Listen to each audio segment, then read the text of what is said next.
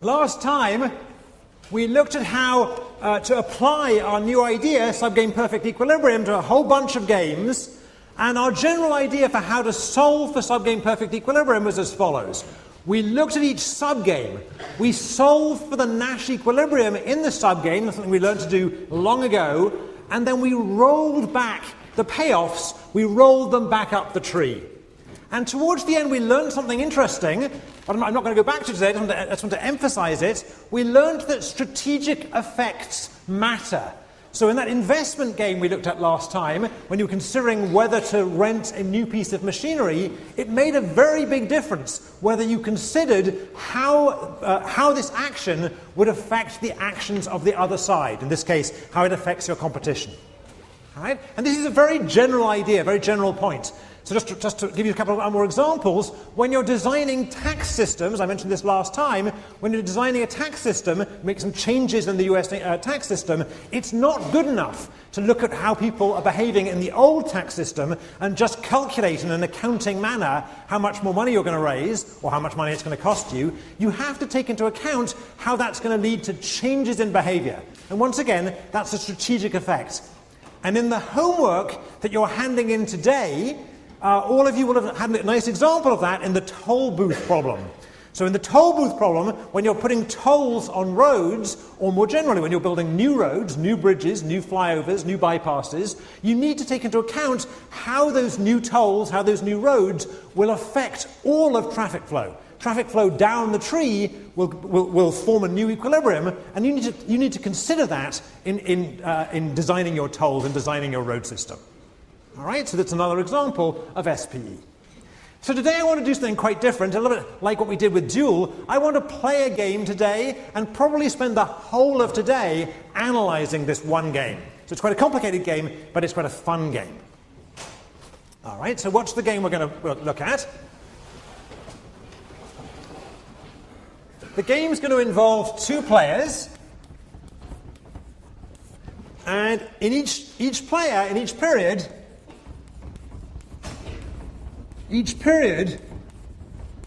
they choose, or each chooses, I should say, each chooses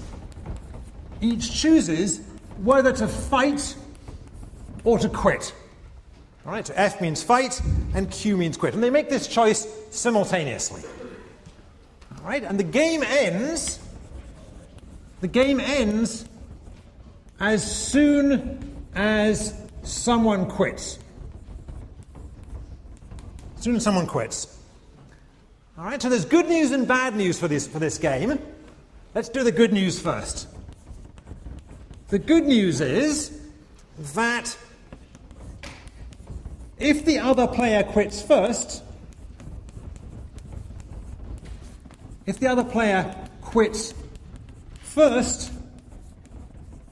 you win a prize. You win a prize. And generally we'll call this prize V, but we'll play for some cash in a minute. The bad news is each period in which both fight, so each period in which both players choose to fight, each player pays a cost. So they pay minus C. All right? And just to keep things interesting, let's fill in the other thing here, which is if both quit at once. So if both quit at once, then they get 0 that period. All right? So this is a game we've seen a little bit before. We saw it a little bit under the auspices of Hawk Dove. Those people in the MBA class saw a game a lot like this. But we're going to analyze this in much more detail than we did before. In fact, as I think we can spend the whole of today talking about it. So to start this out, let's actually play this game. All right, so I want 2 volunteers. Let me just, since this is college football season, let me see if I can play off the rivalries. So do I have anybody here from the great state of Texas? Whole bunch of Texans, all right. All right, well, just keep your hands on. I want to use you in a second. And I guess the rivalry here is Oklahoma. Anybody from Oklahoma? No Oklahomans? All right, well, what we'll do is we'll pick 2 Texans then. We'll assume this is Texas and Texas A&M. All right, so Texans, raise their hands again. All right, we're going to pick out 2 Texans. All right, and I'm going to give you a mic each. So your name is? Nick. Nick, why don't you keep hold of the mic and just point it towards you when you speak. But still shout, because the rest of everyone here wants to hear you. All right, so this is Nick. Where was my other Texan back here? There was one here. Why don't I go for the closer one? All right. Well, okay, we'll start here. And your name is? Alec. Alec. So shout it out. Alec. That's better. Okay. All right. So the game is this. All right. They're going to have to write down for the first period whether they choose fight or quit. Each player will have a referee, so the person behind Alec is going to be Alec's referee to make sure that that Alec is actually saying what he says he's going to do. And what happened to my other Texan? I've lost my other Texan. There he is. And your name again was? Nick. And Nick is going to write down fight or quit. And to make this real, let's play for some real cash. So we'll make the prize, why don't we make the prize equal to $1 and the cost equal to 75 cents. All right, so I've got some dollars here. Here we go. This is what do you call this? In Texas, we'd call this a fistful of dollars. Is that right? Is that right? All right, so, okay. So where are my players? Why don't you stand up, you guys? So everyone can see you. All right. All right, I made this difficult because now you're going to have to write down your strategy, so you have to grab a pen. Now, I didn't make that easy for you. Let me come down to make it easier for the camera person. All right. All right, so why don't you write down what your strategy is going to be and tell your neighbor what it's going to be. And we'll see what happened. All right, show your referee. Have you shown your referee? All right, and again, Nick, speaking into the microphone, what did you do? I quit. He quit? I quit as well. So much for the... What happened to remember the Alamo? I mean, this is... All right, so Texas didn't work very well. Okay, fine. Let's try a different state. I have to say, my wife's from Texas, and my wife's family's from Texas, and I thought they had more fight in them than that. Maybe that's why they're sliding in the polls. Let's try somebody from Ohio. Anyone from Ohio? Nobody from Ohio in the whole class. That's no good. That's no good. I'm going to pick Ohio against Michigan. How about some people from some of our own teams? So, are there any players in the football team other than the 2 I've picked on before? There we go. Now I'll get something. Here we go. So, I need a different team. Anybody from the hockey team? Anybody from the baseball team? Ah, okay. Good. All right. So, our friend from the baseball team, actually, your name is Chris, and our new football team player is Rylan. Okay, so Rylan and Chris are going to play this. We'll see. And neither of you is from Texas, I take it. All right, so we have some hope of something happening here. All right, so write down what it is you're going to choose. All right, have you both written something down? Yeah. All right, and Rylan, what did you choose? Fight. And Chris? I'm going to quit. Oh, well, that was easy too. Okay. So the football team's looking pretty good here. All right. So we're not getting much in the way of action going here. Anyone else want to try here? Another little state rivalry here. I don't suppose I've got anyone from Oregon. That's asking too much. Anyone from Oregon? You guys must be from somewhere. There's got to be a state where at least one of you is from. All right. Well, let's try something like New Jersey. How about that? All right. So there's some players from New Jersey. That's good. All right. Here we go. So, all right, and we'll try New Jersey and New York. That seems like there's a bit of rivalry there. Are you from New York? Excellent. Here we go. So, and your name is Gerson, and your name is Andy. Okay. So Gerson and Andy. So stand up so everyone can see you are. Let's see if there's any fight in New York and New Jersey. All right. Okay. So write down your strategies.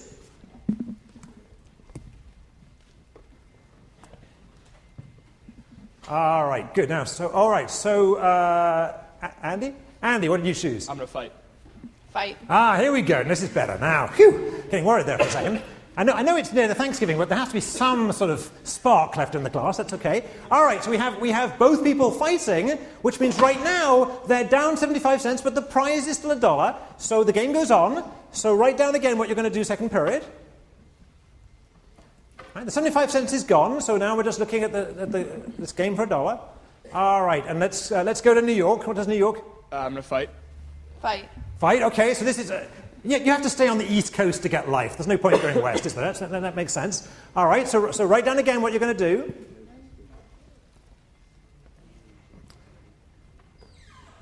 Okay, and let's go the other way around to New Jersey. Fight. Fight. Fight again. All right, so right now we're down, 3.75 cents, whatever that is, and it's still this prize of $1 out there, plus perhaps a bit of pride here. All right, so write down again. All right, and let's try again. So let's go with New York this time. I'm going to fight. Fight. Fight. Okay, so I'm guessing we could keep this going for quite a while. Is that right? I'm guessing we keep this going for quite a while. Now, it might make a difference, by the way, if they're allowed to talk to each other here. So let's see if it does, okay? So let's allow New Jersey and New York to talk to each other. You can't insult each other about bridges and tunnels, just regular talk, all right? So anything you want to say to your friend from New Jersey here? I can't let New Jersey win. It's just New York pride. You guys are just worse in every realm, so I'm sorry. All right, and anything you want to say in reply? Well, I'm going to keep fighting, so your best choice is to give up. All right, let's see if that works. Let's see if we get anything out of that. So choose your strategies again.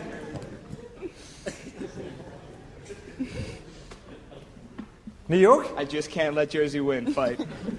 Bring it on. Fight. All right. So it's clear that if we kept this going for a while, it would pay for my lunch. Is that right? Is that right? That's right. Well, we'll hold it here for a second. We'll talk about it a bit. But thank you. A round of applause for our two feistier players. All right. So what's going on here? So clearly we can see what can happen in this game. You can get people quitting early. All right, and it could be that one side quits and the other side doesn't quit. That's also something that can happen. That can happen pretty quickly. But it's possible, and we just saw it happen, it's possible that a fight could go on quite a while. All right, a fight could go on quite a while here. All right, now why? What's going on here? Is this, the prize here was what? Was $1, and the cost was 75 cents. All right, I could have raised the stakes maybe on these guys and see if that made a difference, but I think $1.75 will do. And by the time they'd fought the second time, they'd exhausted the possible prize of $1. Is that right? Right. So it's true that if you won this in the first period, then that's fine because you just get $1 and it wouldn't have cost you anything. And even if you won in the second period, you'd be okay. You'd only cost yourself 75 cents for fighting in the first period, but you're getting $1, so that's good. But thereon went on for plenty of time in this case, thereon you're just accumulating losses. So what's going on? So there are various conclusions possible here. One is that people from New York and New Jersey are crazy. Right? That's a possible thing. All right? But what else is going on? Why did we get involved in this fight? What happened here? Why do we tend to see fights like this emerging? Right? I'm claiming this isn't such an implausible situation. Why do we see it emerging? Let's talk to our friend from New York. Shout out. By the time she fought with me on the second round, I knew I was going to be losing money anyway, so why not just keep going? And all right. There was no reason I wasn't going to win anyway, so I might as well just keep fighting until she quit. All right. So I think there's two things. There's two parts to that answer. All right. Part of the answer is I have lost some money anyway. Right. Let's hold that piece of it. And the other part of it is what? The other part of it is I'm really determined to win this thing. All right. All right. So there's two things going on there, and they're quite different. Let's take the second one first. It's possible that the reason these fights emerge and can go on for quite a while is that even though the prize is only $1 in money, it could be that the actual thing that the players care about is what? What do the players actually care about here? Somebody, just raise your hand, I'll put you on the mic. What do people tend to care about in these situations? Winning. They care about winning, or they care about pride. Is that right? That's why I started with Texas, but I couldn't find any pride in Texas, so we had to go to New York, right? All right. So people care about winning per se. It's a pride thing. All right. So it could be that $1 simply isn't a good description of the true payoffs here. It could be that the payoffs are actually about winning. All right? It could also be that both of these guys know that they're going to be interacting with you at other times in the class or other times at Yale, and they want to establish a reputation, both of them, as being the kind of guys who fight. Right? In particular, when they got to talk about it, right, both of them said, look, I'm a fighter. Something we've seen before with Ale and his pizza shop. Both of them said, I'm a fighter, you better back out. Is that right? So both of them tried to signal the fact that they were going to fight to try and get the other side to quit. All right, so that's about reputation. And that reputation could extend beyond this game. It could be that they're going to be involved in this kind of conflict later on in life. All right, so both of those things are around. All right. There's another element to this, and it's the other part of what our friend from New York said, which is about the costs. What's true about the costs in this game as we move from period to period? What's true? Somebody said it. Oh, it's a sunk cost. Say it again. Say it loudly. Sunk cost. It's a sunk cost. All right. So all of those costs that you accumulate as the game goes on, they're irrelevant looking forward because they're sunk. The fact I've played this game for 10 periods and hence lost 10 times 75 cents, which even I can do, that's 750. Right? The fact I've lost 750 is irrelevant because I've lost it anyway. I can't get that back. That's a sunk cost. So the game 10 periods through looks exactly the same as the game did at the beginning when fighting seemed a good option. Is that all right? Is that all right? Right, so 10 periods through the game, you have the same view about fighting as you did at the beginning. Now, that's not quite true, because at some point, you're going to run out of money. All right, but if we ignore that, basically, those sunk costs are irrelevant. All right, so what we're seeing here is reasons why people fight, and some of these reasons seem to be sort of standard economic reasons, like sunk costs, and some of them seem to be about things that are outside the game, like pride or possibly reputation. Right? And it's certainly the case that in the real world, we do see fights like this. So let's just spell out what the key feature of this is. The key feature of this is in these fights, over a period of time, even though you may only be losing a little piece in each period, over a period of time, you could lose a lot. In fact, you could lose far more than the prize that was originally at stake. Right? Right? So the losses you could accumulate, and our friend from New Jersey and New York, the losses that they accumulated vastly outweighed the prize that was at stake after a while. All right? That's a worry. That's a worry, right? Okay? So this can occur in real life, not just in the classroom. What do we call these kind of fights? These fights where they're holding out for this possibly small prize and incurring possibly small, but they accumulate into being large costs each period.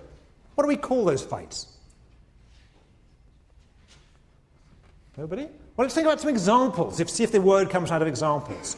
So one example, let's do some examples here. One example is what happened in World War I. All right, so in World War I, as I'm assuming most of you know, on the Western Front at least, the German and allies to Germany armies faced off with the British and French and Allied armies for an extraordinarily long time, fighting over extraordinarily small patches of land, little pieces of northern France and Belgium. All right? And you could argue that these pieces of northern France and Belgium, I don't wish to offend anyone French or Belgian here, but you could argue that those few acres of northern France and Germany weren't worth a whole lot anyway. All right? Nevertheless, the troops, the two sides kept on fighting from 1914 to 1918, and enormous losses of life were accumulated over that period. All right, so that was a really costly long-term battle. Neither side would quit. Each year, huge numbers of lives were lost. If you doubt that, go and look at the war memorial in Yale that shows how many Yale American lives were lost, and America was only in that war for about a year. All right. Okay, so that's an example. Another example, a more business example, an example we talked about in our MBA class, but not in this class I think so far, is examples in business where there's a market, and that market is really only going to hold one firm. All right? that market's only going to hold one firm, you can end up with an extremely long fight about who's going to end up being the one firm in that market. Right, so a famous example, actually it's a famous business school case, is the fight that incurred to control satellite broadcasting in Europe. So there was a fight between Sky Television and the British satellite broadcasting company that went on for a number of years, and these companies were doing things like charging zero prices and giving away satellite dishes and this, that, and the other, and over the course of the fight, they accumulated so many losses that if you did the accounting, the entire future projected profit flow of winning this fight vastly outweighed the amount of money that they'd lost during the fight.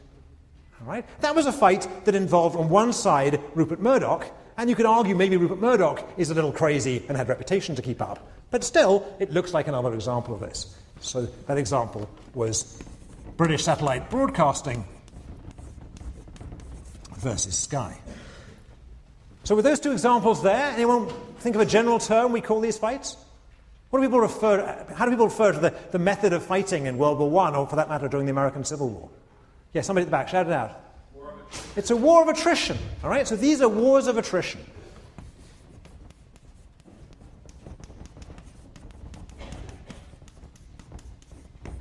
These are wars of attrition. And what we know about wars of attrition is that they can go on a long time and a lot can be lost. A lot of life can be lost in the case of real wars. A lot of money can be lost in the case of business wars. All right? And actually it turns out a lot of games have this structure of a war of attrition. Let me give you one more example. Suppose that two companies are competing for a market not in the manner of BSB and Sky by simply advertising or whatever, but in the form of paying bribes. All right, so suppose there's a company, let's say in France, and a company, let's say in Britain, and these two companies are trying to trying to win a contract in some country where paying bribes is a successful strategy. And here I'm going to be careful about the film and not mention any real countries. So let's call this imaginary country Fredonia, which comes from a Marx Brothers film. All right, so here's this French company and this British company, and they both want this contract to build a bridge in Fredonia, and they start paying bribes to the general who controls Fredonia. All right, and what happens? Well, you're not going to get the bribe back.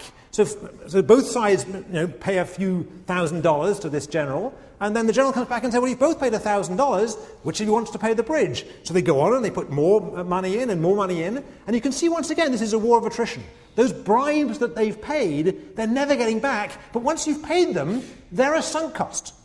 Right? Once you've paid that bribe, good luck saying, I paid you this bribe, you didn't let me build the bridge, give me my money back. Right? There isn't a court in the world that's going to enforce that. All right? So these bribery contests look a lot like this.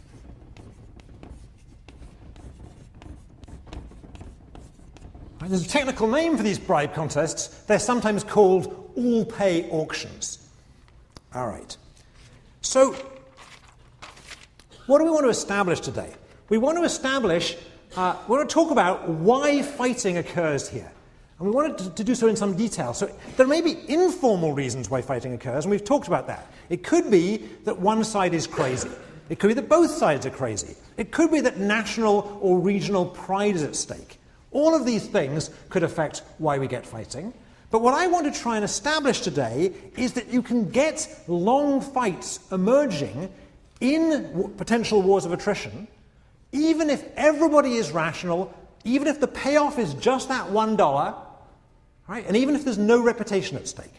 So again, my goal today is to try and convince you that you can get huge loss of life in World War I or huge loss of money in these business contexts without having to argue something outside the model, like irrationality or reputation. All right? Even rational players can get themselves in trouble in wars of attrition. All right? So that for the rest of today, I want to try and analyze this. And to get us started, I want to look at a version of this game, at a simplified version, which only lasts for 2 periods. All right, so we'll do a 2-period version of the game we played just now. And eventually, by the end of today, I want to look at the infinite version. Okay, so we'll start small. We'll start with a 2-period version.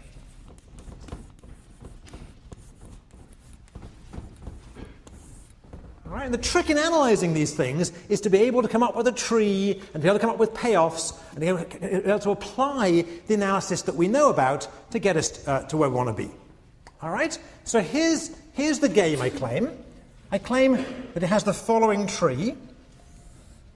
So first of all, player A chooses, and player A can either fight or quit. And let me put a 1 in brackets. We'll see what the 1 is in a second. Then we're going to model player 2, but of course this is a simultaneous move game. This is a simultaneous move, so this is an information set. It's not called player 2, it's called player B. So player B doesn't know what A has done that first period when B is making her choice. This is a simultaneous move. And B is choosing between fighting or quitting. And just to distinguish them, let me use small letters for B. So once again, fight or quit, and fight or quit. All right. Now, if both sides fight, then the game continues. And everyone knows that both sides fought at that stage. So at this point on, we're actually at a singleton information node, and it's player A's turn again. Thank you. Sorry. All right. Thank you. All right, so here we go again. So in the second period, once again, we've got A choosing whether to fight or quit. And this time we'll put a 2 to indicate we're in the second period. And after player 2 has moved, once again, after player A has moved, once again, player B is moving. That's a simultaneous move. And once again, they're choosing fight or quit. And I'll put 2s to indicate that we're in the second stage. All right? So that's the structure of this 2-period game. Okay? And let's write down what the payoffs are, starting with the easy payoffs. So if both people quit in the first stage, they get nothing. If A quits and B fights, then A gets nothing and B gets V. If A fights and B quits, then A gets V and B gets nothing. And if they both fight, we go into the second stage. So let's write down the payoffs in the second stage. So in the second stage, if they both quit in the second stage, then their payoffs are going to be for A minus C, the cost they accumulated in the first stage, plus 0, and for B minus C plus 0. If A quits and B fights in the second stage, then the payoffs are minus C plus 0 and minus C plus V. If A fights and B quits, then the payoffs are minus C plus V and minus C plus 0. And if they both fight for 2 periods, we have a decision to make about how we're going to end the game in this 2-period game. But let's just assume that what we'll get here is minus C, and minus C, minus C. Right, well, assume if they both fight, the game ends and no one gets the prize. Right, just to make life simple. Right, so this is a 2-period version of the game, and the only change I've made, other than making it 2 periods, is I had to put in a payoff. I had to see what happened if the game didn't resolve, and I've assumed that if the game didn't resolve, no one got the prize. All right. Now, there's another assumption I'm going to have to make before we analyze this. There are 2 possible cases to consider here. There's the case when V is bigger than C, which is the case we just played in the class. And there's also the converse case when the cost is bigger than V.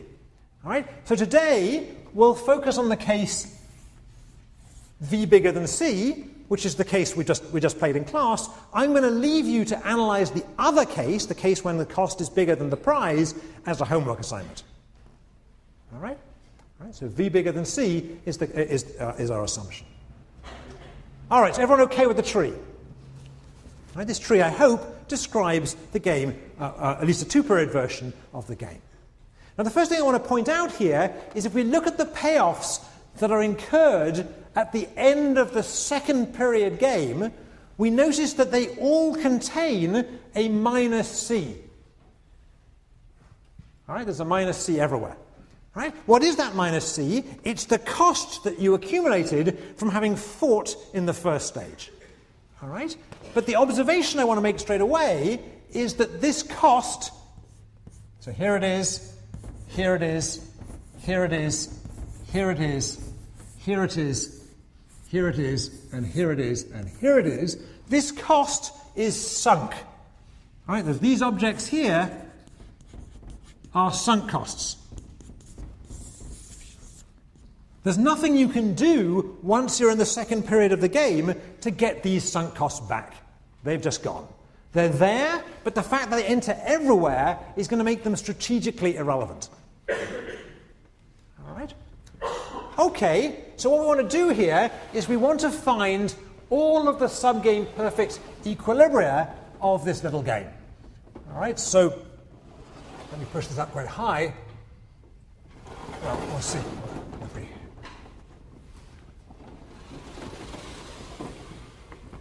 And then we get rid of the rules. We all know the rules by now.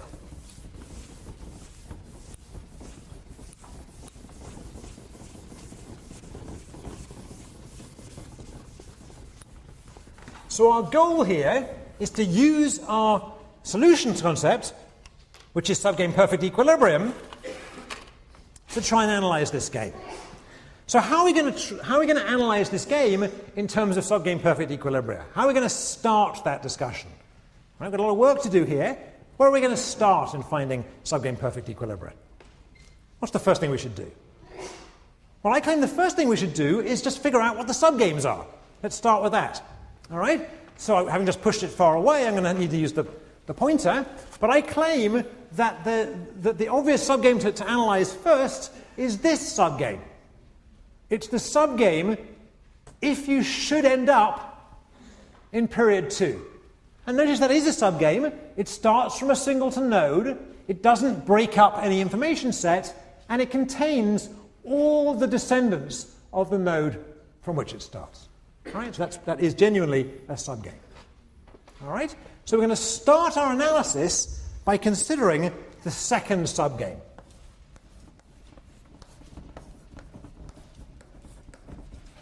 The second subgame. All right? So let's write down the matrix that corresponds to that second subgame. And I'm going to write it down in the following way. So I claim in this second subgame, each player has two choices. They can fight or quit. Fight or quit. And I'm going to write the payoffs in a particular way. I'm going to write the payoffs as minus C plus this thing. All right? So rather than keep that minus C in all the boxes, which is going to get, it's going to get boring after a while, I'm going to pull that minus C out and just put it in front. Is that okay? Right? So we had this sunk cost box everywhere, and I'm going to pull out this sunk cost box and put it in front. So here it is. If you get into the second period of the game, you've incurred this sunk cost. All right, and your payoffs in this game, if you both fight, then you incur minus C for the second time. If A fights and B quits, then A is going to win the prize, so they'll get V, and player 2 will get nothing. If player B gets nothing. If B fights and A quits, then conversely, A gets nothing, and player B gets the prize. And if they both quit, they just get nothing. All right, so just notice what I did here. I could have written out the box with minus C here, minus C here, minus C plus V here, minus C plus 0 here, minus C plus 0 here, etc. But I just pulled out that minus C because it's just distracting everything. All right, so I pulled out that minus C and put it in front. All right. Okay, so now we can analyze this little game, and let's start off by talking about pure strategy equilibria in this game. So again, our goal is to find subgame perfect equilibria. So the way in which we find subgame equilibria is what? We start at the last subgames, we look for Nash equilibria in those last subgames, and then eventually we're going to roll those back. All right, so there's our last subgame, there's the matrix for it. Let's find the Nash equilibria. So if player B is fighting, then player A's best response is to quit. And if player A is fighting, then player B's best response is to quit. Conversely, if player B is quitting, player A's best response is to fight. And if B is fighting, if A is quitting, then player B's best response is to fight. I didn't say that right, let me try again. So if A is fighting, if the other side is fighting, you want to quit. If the other side is quitting, you want to fight. Right, is that clear? All right. So there are actually two, let's be careful here, pure strategy. There are two pure strategy Nash equilibria in this subgame. And what are they? They are fight, quit, and quit, fight. So if we get into the second subgame, and if we know we're going to play a pure strategy in the second subgame, this is what's going to happen. That's our claim. All right. Right? Now notice that it didn't matter, the sunk cost didn't matter there. I could have included the sunk cost in the payoffs, but I would have found exactly the same thing with or without the sunk cost. So as we'd expect, the sunk cost is irrelevant. All right, so we've got both the equilibria in the subgame. Let's roll this back. Let's roll these back into the first stage of the game. All right. Before I do that, the payoffs associated with these, the payoffs associated with this one are V and 0, and the payoff associated with this one is 0 and V. Everyone okay with that?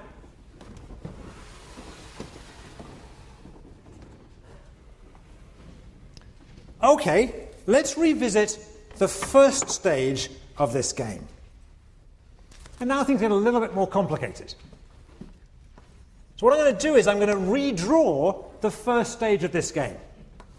So here it is.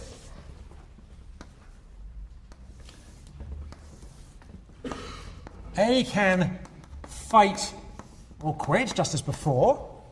And following this, B can fight or quit, just as before.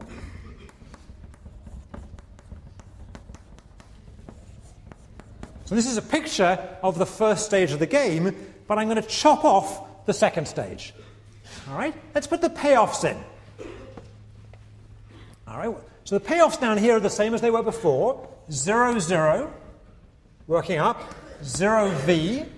If A fights and B quits, then it's V0. But what about the payoff if they both fight? So what I want to do now is I want to look at the payoff when they both fight by considering what they would get if they both fight in the second period of the game. All right, so our idea is find the Nash equilibrium in the second period of the game and roll back these possible payoffs. All right, so here the payoffs are going to be minus C plus stage 2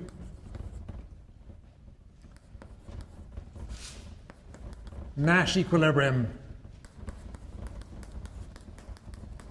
payoffs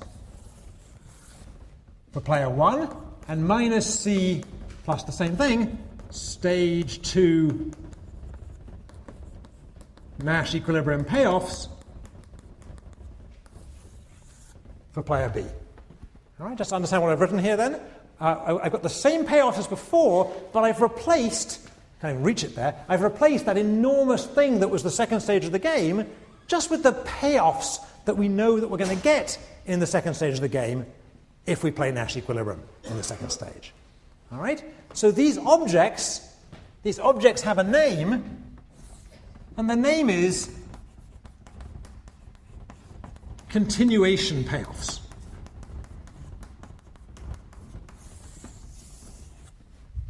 These objects are the continuation payoffs. They're the payoffs I'm going to get tomorrow and possibly forward in a more complicated case if, in this case, if we both fight in the first period. All right?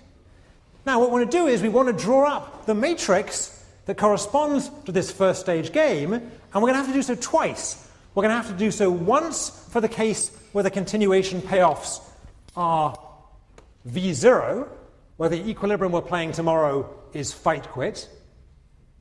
And we're going to have to do so again for the case where the continuation payoffs tomorrow are 0V, namely the continuation play is quit-fight.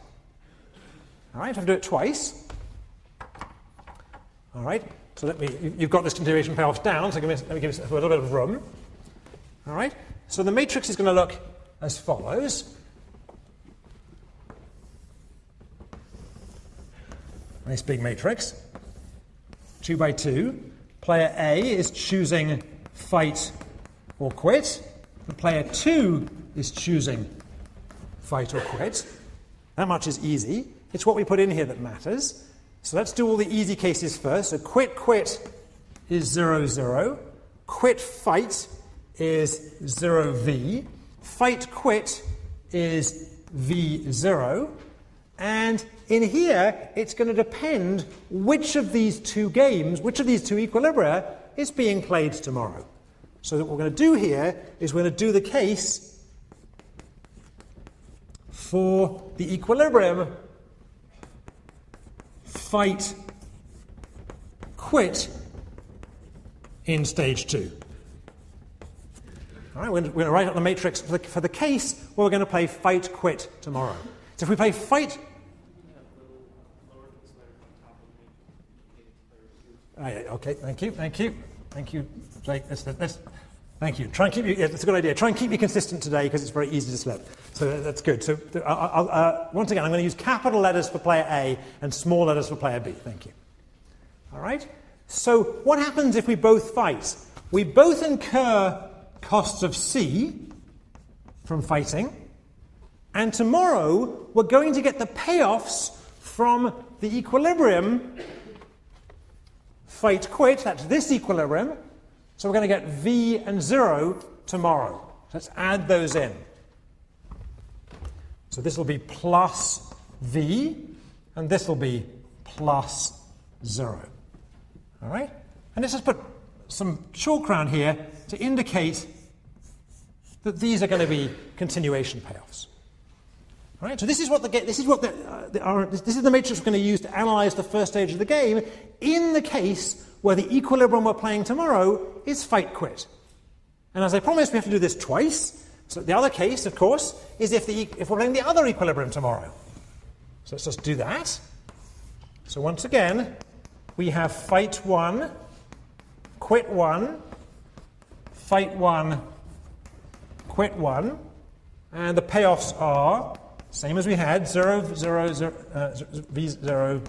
And in here, this time we're going to have minus C plus 0 and minus C plus V. And the reason for the change is that we're now looking at the continuation game, the continuation play, where it's player A who quits in the second stage. So this is for the case quit to fight 2 in period 2. All right? So let's just pause and make sure everyone's got that down. Everyone okay? So what we've done here is we started off by analyzing what's going to happen in period 2, and that really wasn't very hard. Is that right? That was a pretty simple game to analyze, pretty easy to find the equilibrium. Then what we did was we rolled back the equilibrium payoffs from period 2, and we plonked them on top of the relevant payoffs in period 1. So in particular, if you both fight and you know you're going to play the fight-quit equilibrium tomorrow, then your payoffs will be minus C plus V and minus C plus 0. If you both fight and you know you're going to play the quit-fight equilibrium tomorrow, then your payoffs will be C plus 0, so minus C plus 0 and minus C plus V. And just to emphasize, once again, these four boxes we created correspond to the stage 2 Nash equilibrium payoffs, or the continuation payoffs of the game. All right? Okay, so now we're ready to analyze each of these games. All right, so this isn't going to be too hard. All right, let's try and find out the Nash equilibrium of this game. So let's start with the left-hand one. This is the case where player A is going to fight and win in period 2. All right. So if player B is going to quit in period 1, then if player A fights, she gets V. If she quits, she gets 0. So she's going to want to fight. Everyone okay with that? And if player B fights in period 2, then if player A fights, she gets minus C plus V. And if she quits, she gets 0. And here's where our assumption is going to help us. We've assumed, what do we assume? We assume V is bigger than C. Is that right? Just like we played in class. So because V is bigger than C, this is going to be the best response again. Fighting is going to be the best response. All right, so we know that, in fact, player A here has a dominant strategy. The dominant strategy is to fight in period 1, in this analysis of the game. And since A is fighting, not surprisingly, we're going to find that B is going to quit. All right, so B's best response is to quit. All right, so here is our Nash equilibrium in this subgame. All right, so this game has a Nash equilibrium, only has 1, and the equilibrium is fight 1, quit 1. And let's just talk about it intuitively for a second. Intuitively, if I'm playing Jake, and I know that Jake is going to fight tomorrow, and I know, other way around. I know that Jake's going to quit tomorrow. If I know Jake's going to quit tomorrow, and I'm going to fight tomorrow, I know that tomorrow I'm going to win. Right? So that prize is there for me tomorrow. So why would I want to quit today? Right? I'm going to get $1 tomorrow, right, if I just fight in this period. So why would I want to quit today when, at worst case scenario, I'm only going to lose 75 cents today? So if I know Jake is quitting tomorrow, I'm going to stay on and fight now. And conversely, if Jake knows he's quitting tomorrow, and he knows I'm going to fight now, he may as well just quit. So what we're learning here is in this particular example, if we know that tomorrow I'm going to win the war, I'm actually going to win it today. Say it again. If we know that tomorrow I'm going to win the war, I'm actually going to win it today. All right? And the converse is true for the case where I'm the quitter and Jake's the fighter tomorrow. So once again, it's pretty quick to see that if I'm going to, from Jake's point of view, if I'm going to fight, he's going to want to fight. If I'm going to quit, he's going to want to fight. So in either case, he's going to want to fight, so I'm going to want to quit. So the Nash equilibrium in this game is quit 1, fight 2. I surely can write that at a better angle. Let's try that again. Is quit 1, fight 2. All right? So at this stage, we've found all of the pure strategy subgame perfect equilibria in the game. Let's describe them before I write them up. Right? One pure strategy Nash equilibrium has me fighting in period 1 and Jake quitting in period 1. And if we got to period 2, which in fact we won't, then I fight again and he quits again. All right? So let's write that equilibrium up. And we'll do it here.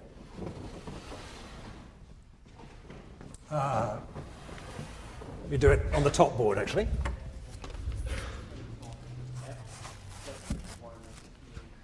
Thank you. Thank you.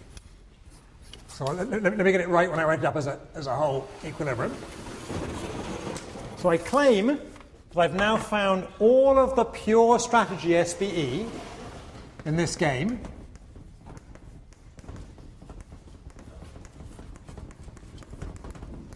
One of them involves my fighting in the first period and fighting in the second period, and Jake quitting in the first period and quitting in the second period. And the other one just flips it around. I quit in the first period, and if I got there, I would quit in the second period. And Jake fights in the first period, and if we got there, he would also fight in the second period. All right? So these are perfectly natural equilibria to think about. So if you want to think intuitively, each of these equilibria involves a fighter and a quitter. The fighter always fights. The quitter always quits. If I know I'm playing a quitter, I'm always going to fight. So that's the best response. If I know I'm facing a fighter, I'm going to want to quit. So that's the best response. And those are two very simple equilibria. All right? That's the good news. What's the bad news here? The bad news is we haven't achieved our goal. Our goal was to argue that rational players might get involved in a fight. And notice that in each of these two pure strategy subgame perfect equilibria, in each of them, no real fight occurs. Is that right? In each of them, one person fights the first period, but the other person just runs away. That isn't much of a fight. All right, so again, in each of these equilibria, one side is willing to fight, but the other side isn't, so no fight occurs. In particular, no costs are incurred in either of these equilibria. But I claimed at the beginning I wanted to explain how we can have costs occur in equilibrium. Rational players are going to incur costs. So what am I missing here? What should I do to try and find a more costly equilibrium? I claim I'm still missing some equilibria here. What kind of equilibria am I missing? Yeah. I'm missing the mixed strategy equilibria.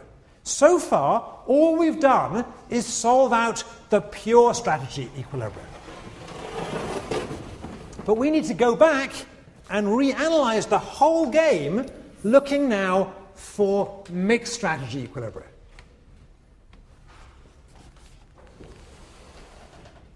All right. So we're going to do the entire, take a deep breath, because we're going to take the whole analysis we just did. We're going to repeat the entire analysis we just did, but this time we're going to look at mixed strategy equilibria. All right, everyone happy with what we're doing? So first of all, we're going to go back to the second subgame. Here's the second subgame. And we already found the pure strategy equilibria, so let me get rid of them.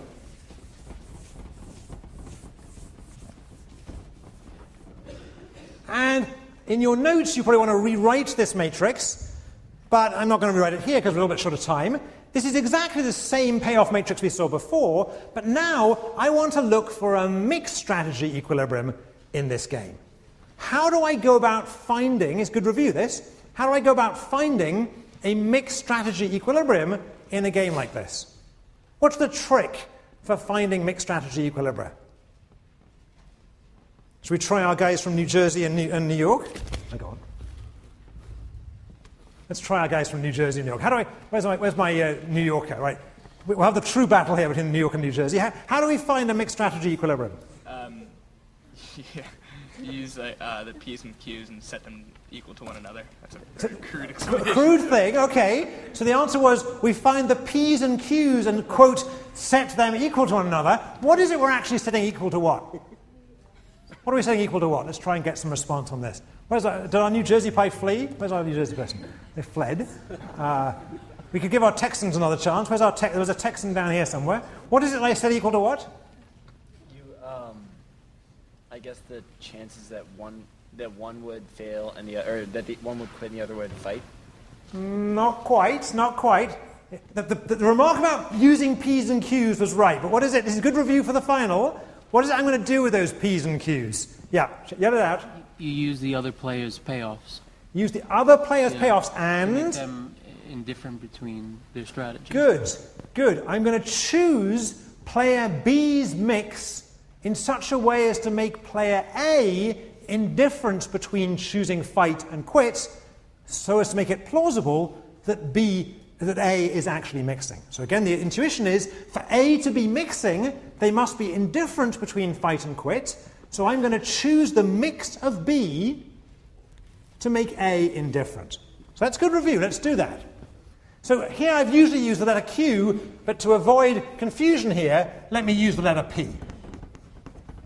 All right, we're going to choose P to make player A indifferent.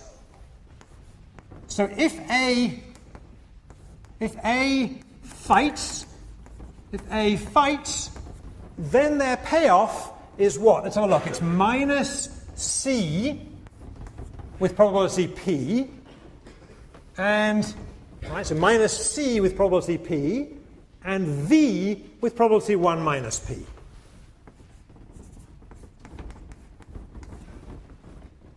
All right, this should be coming back now. This is before the midterm, but you guys were alive before the midterm, right? So you should remember this.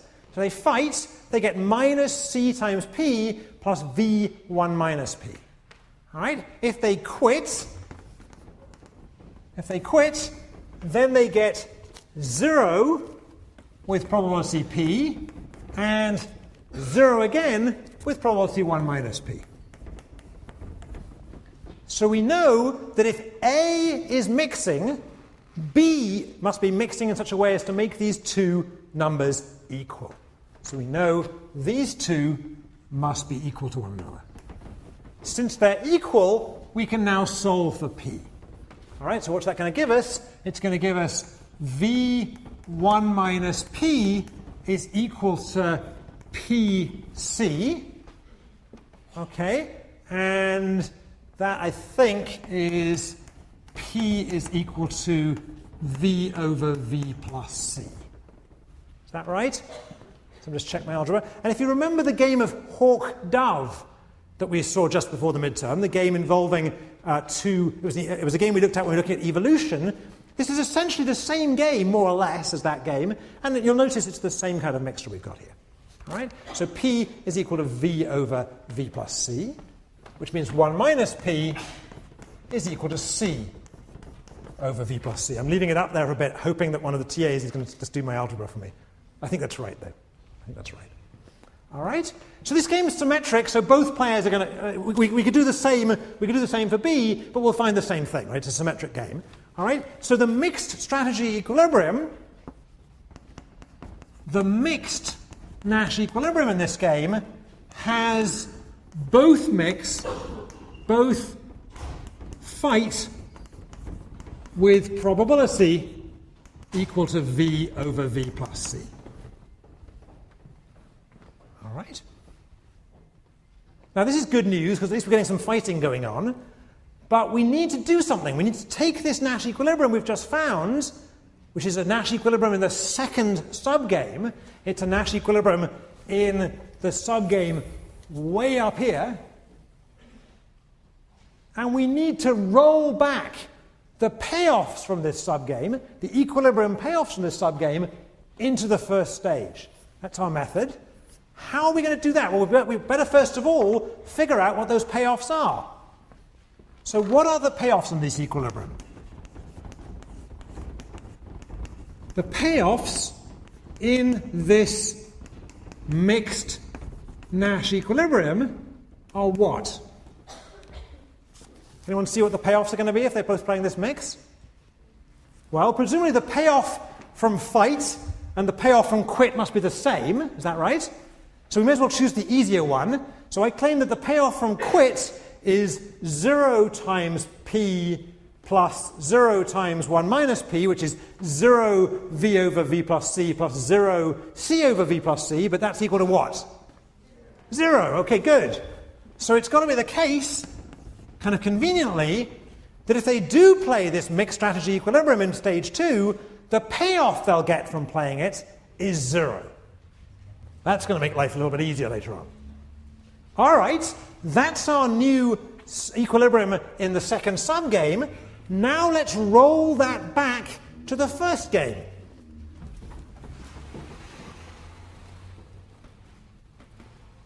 Here's our first game again.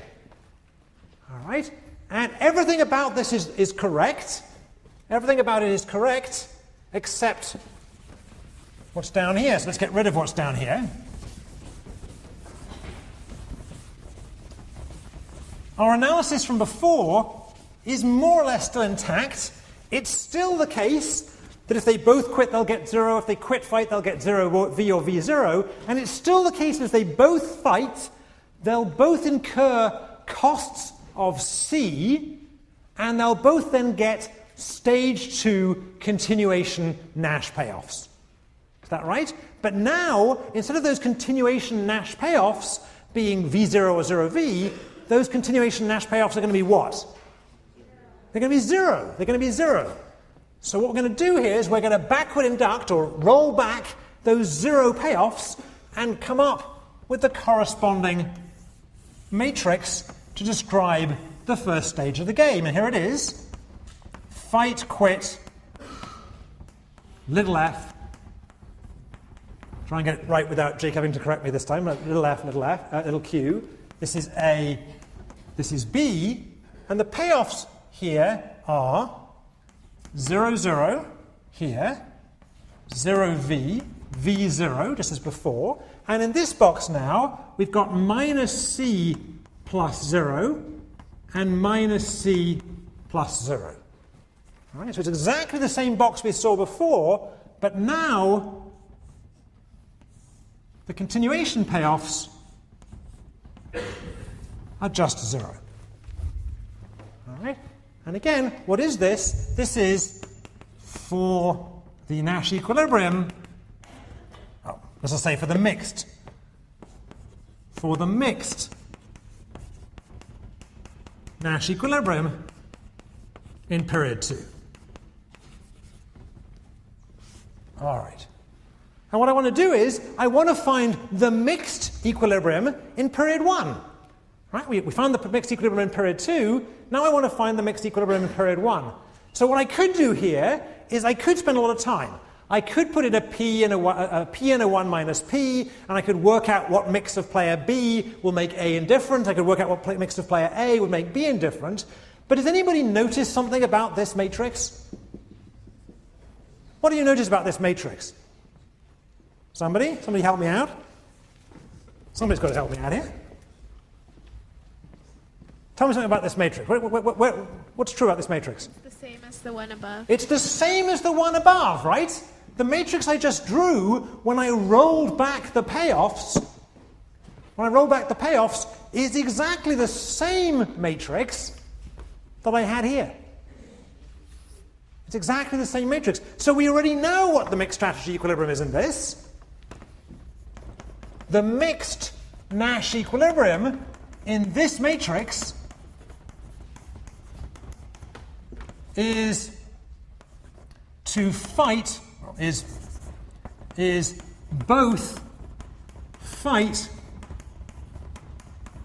with probability P equals V over V plus C. So we're now ready to show our new subgame perfect equilibrium. Let's drag it down. Here's our whole game. We found the pure, we found the pure SPEs, but now we're ready to find the mixed SPE. The mixed subgame perfect equilibrium has player A, well, before I do that, let me just give this P a name. Let me call this P star, okay? So V over V plus C, let's call it P star. So the mixed subgame perfect equilibrium has player 1 fighting with probability P star in the first stage, and in the second stage, again fighting with probability P star. This is player 1. And player 2 does exactly the same thing.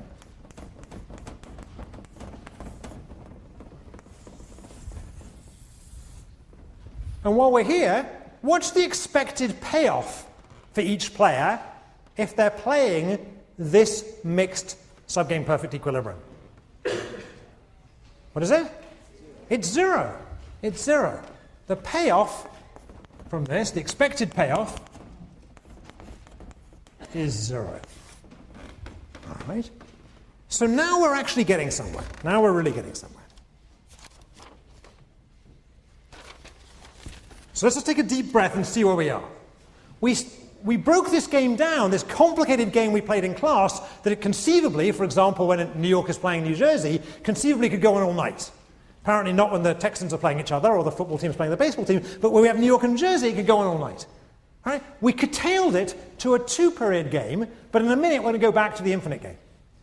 Right? In this 2-period game, I tried to argue that I'm trying to convince you that you could get fighting occurring just in equilibrium with absolutely standard rational players. Nothing to do with pride, nothing to do with reputation, nothing to do with the fact that these guys are crazy guys who've drunk the water in New York and New Jersey. God help them. All right? You can get fighting with ordinary people in equilibrium.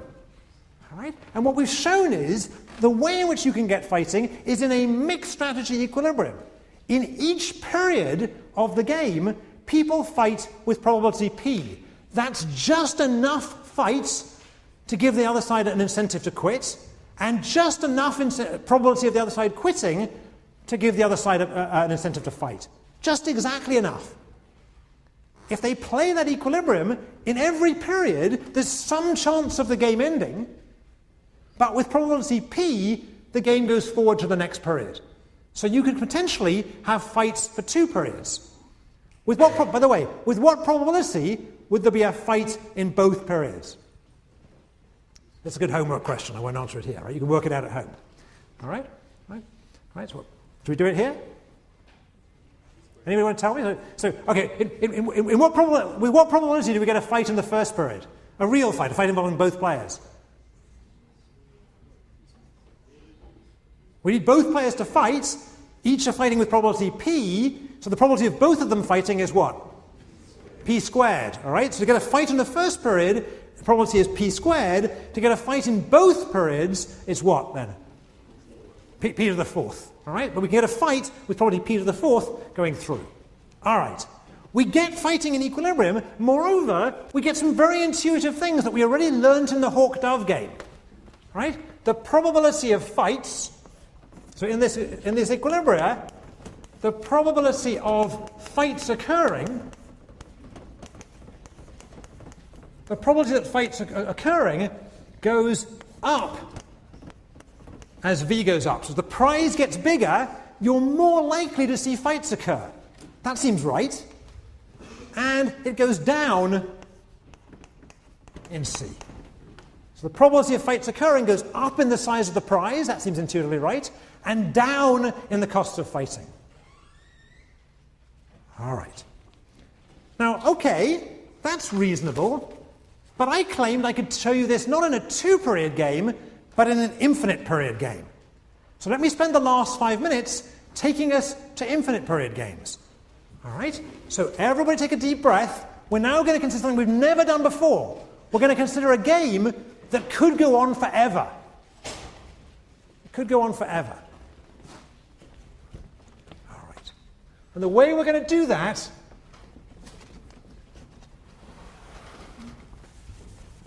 is to use the following idea, the following picture.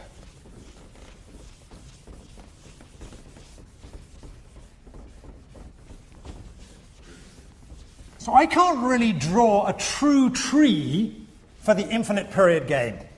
And the reason I can't draw a true tree for the infinite period game is 1, I would run out of chalk, and 2, I'd run into lunchtime.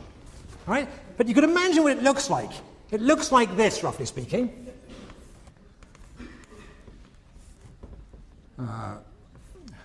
Try and get this right. Start again. The infinite period game looks something like this. And then it goes again.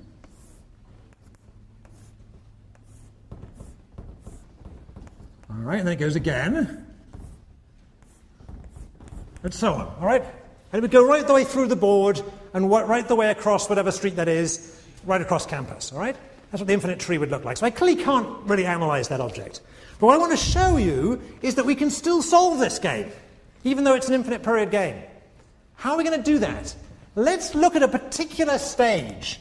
Let's call the stage 4,503. All right, whatever that number was, right? 4,503, whatever it was, right? So here is the stage, this arbitrary stage, and the tree for this arbitrary stage looks like this. All right? And what I'm going to do is, this is stage, what was it, 5,000, was it 4,503? All right, this is this stage. All right? And what I'm going to add to this is that before you get into this stage, you're going to incur sunk costs. All right? And if you go on playing after this stage, then you're going to get continuation values. All right? So going into the beginning of the game, you've incurred some sunk costs, and if you come out on the other side and go on playing, you're going to play some equilibrium and get continuation values. But otherwise, everything else is the same. We still have 0, 0 here, we still have 0, v here, we still have v0 here, and here we still have minus c plus continuation values and minus c plus continuation values. All right? And this is something we've seen before. Right? This little box is something we've seen before. Essentially, we've got sunk costs in front, but they're irrelevant. We've got continuation values at the end, but we know how to handle them. We just put them into the payoffs. All right? So suppose that in the continuation game, people play the mixed strategy that we just found. Suppose that in the continuation game, people mix with probability p, so they fight with probability p star and quit with probability 1 minus p star. Suppose in the continuation game, they're playing a mixed strategy. In that case, what is the continuation value of the game? Let me say it again. All right? What is it? It's 0, right? If they're mixing in the future, they always had the option to quit, so it must be that the continuation value is 0. So if they mix in the future, then the continuation value is 0, 0. All right, so now let's go back to this board. All right, to make this board equivalent to the board above, all I need to do is one thing. I need to add on some sunk costs at the front. Right, I've got sunk cost at the front. I'm going to play the game, and then I'm going to get, instead of stage 2 values, I'm going to get stage, 4,503 in all stages in the future values in here and here. But otherwise it's the same thing. And what's convenient is all of those are 0 anyway. Since they're all 0 anyway, this matrix is still correct.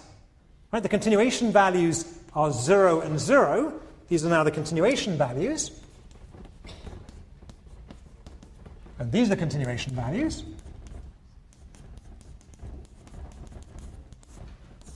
And so if I look for a mixed strategy equilibrium in this game, it's something I've solved already. What's the mixed strategy equilibrium in this game? Anybody? It's exactly what we found before. Just as before, I'm going to mix with probability v over v plus c. All right? Now let's summarize. We did something today, just now, that we've never done before. We've looked at an infinite, or at least potentially infinite period game. A game that could go on forever. And the way in which we handled the game that could go on forever was what? We noticed two things. We noticed that part of the game that comes before, that part of the game that's passed already, anything that happened there is just a sunk cost. It's irrelevant. It's just, it hurts if it's a cost. It's nice if it's a gain, but it's sunk. You can't affect it now. Anything in the future can be summarized by the value, the payoff I'm going to get in the future by playing the equilibrium in the future. Right? In this case, the future meant mixing. Mixing gave me a value of 0. So here I am getting 0 from the future. And then I can just analyze the game in the stage in which I'm in just as if it was an ordinary, bog-standard simultaneous move game. Right? And when we did so in this particular example, we're going to see more examples like this after the break, but in this particular example, we found out something quite surprising. The thing we found out was, in these war of attrition settings, there is an equilibrium with rational players. Everyone, more than that, common knowledge of rationality. Everybody's rational. Everyone knows everyone else is rational. There are equilibria in which not only people fight, but they could fight forever. In every period, they fight with some probability. and we got an extra prediction out, a prediction that we weren't expecting. And let me just give you that prediction, and then we'll leave the class with that. The extra prediction is this. If we look at these wars of attrition, and we keep track of the time in which the... Hang on, guys, don't rustle the bags yet. One more thing. If we look at the time at which the games have gone on, and keep track of the probability that a war will end at that time. So imagine this is World War I. You could imagine World War I going for 1 year, or 2 years, or 3 years, or 20 years, or whatever. The probability distribution in this war of attrition is going to look like this. In every period, the probability of continuing is just p star squared. So in every period, the chance as you go further into the future, there's a greater chance the war will end. You can get very long, very costly wars. That's the bad news. The good news is it doesn't happen very often. All right? I guess we're all involved in a rather large and costly war right now, so I'll leave you with that pleasant thought over Thanksgiving. Have a good break, and we'll see you afterwards.